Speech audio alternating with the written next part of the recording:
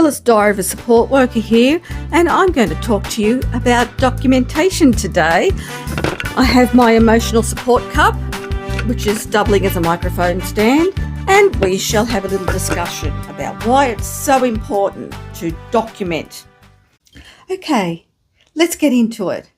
Now, documentation. I do have a few notes here, by the way. It's so important, and there's so many of you new people out there that are doing support work. There's so many of you that I feel like Work Mum here needs to talk to you. So this is from a support worker perspective, okay, not a client participant perspective. It's all about keeping support workers safe from issues, litigation, sackings, that sort of thing, okay?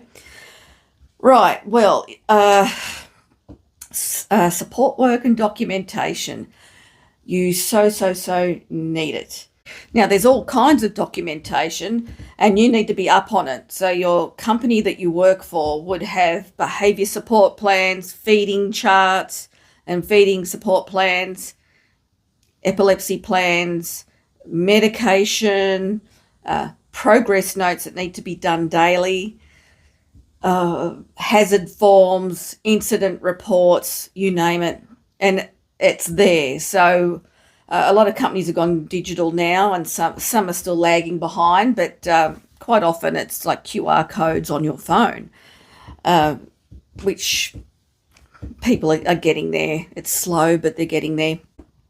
It's vital for continuity of supports and accountability and legal protection, okay?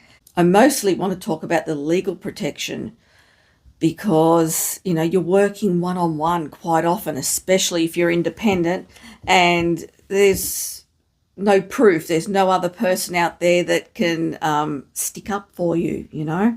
So documentation is very important. What I want you all to do is, if there's an issue or you feel that there is an issue with a client, say you're, for example, say that you're uncomfortable taking a client to the supermarket with a group of, say, 5 people, and you feel a client's going to have a major meltdown and run off, maybe hit members of the public or something like that. I've seen it happen. And your boss insists that you take them, even though you've argued the point, I don't think this is a good idea. Send it in an email. Send your worries, your concerns in an email to them. So there's proof that you were concerned in the first place, and that'll take it off you and back onto them. Okay, so, and if something does happen, you can say, well, look, I showed you, look, I told you there was these concerns, you didn't listen.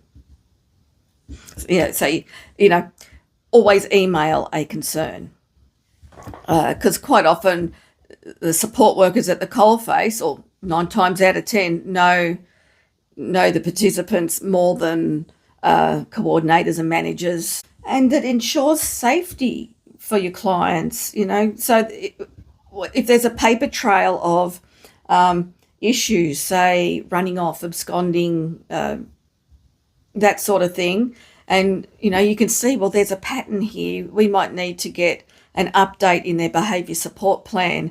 And also documentation helps with funding. So all this documentation may it may look like that they need to be one-on-one all the time. You know, you could be 1-on-2. A lot of clients, you're 2 clients to one person, one support worker to 2 clients, and one's quite high needs, one's low needs. That's how it quite often happens, when really one of those clients should be one-on-one. That's why you need the documentation, so they can get the extra funding that's required to be one-on-one. Please, yes, just write it in the progress notes. Do an incident report if you have to. and email your boss with concerns. And if your client has a medical episode, make sure you're up to date with their plans and follow the plan. And look, ring an AMBO. It costs them nothing, because they're probably on the DSP. It'll cost them nothing, but it'll take the worry off you.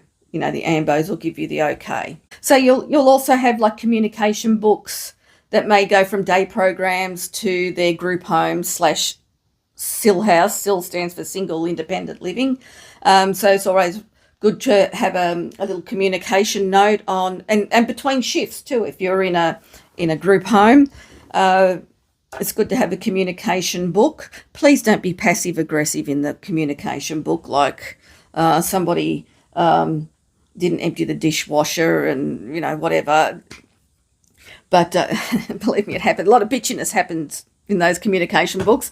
But just to have like such and such was tired today, a bit restless, and then you can write what they did for the day. You might need to write whether they opened their bowels or not. That's generally what goes in a communication book. And progress notes, you'll write what they did for the day. And then there'll be charts as well. So a client usually has a folder. You write your progress notes, and then there'll be a medication chart, possibly like a fluid chart if you have to write all that down. What sort of chart would there be? Bowel chart as well. Medication. Did I say medication? Yeah, all sorts of things that you have to tick off. Usually they're sort of tick off things. Just fill it all out. Just make sure you do it properly. Because again, it all goes for funding too for the client. So if a client is deteriorating, maybe they can get extra funding if you write it down regularly, what's going on. Anyway, that's enough from me, I think. Yeah. So all you new support workers out there, work mums looking out for you, please document.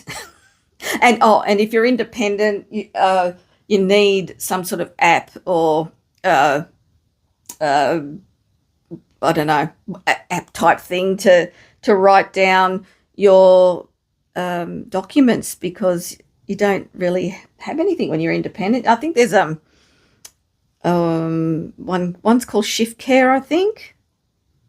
Anyway, or Google Notes. Just have it in a secure note-taking app or website or whatever. Anyway, I'm not overly technical. You people can work that out. All right, folks, have a good one. Cheers from Work Mum, Diary of a Support Worker, and my emotional cup and my microphone holder. Toodles. Oh, and please subscribe to my channel. Toodles.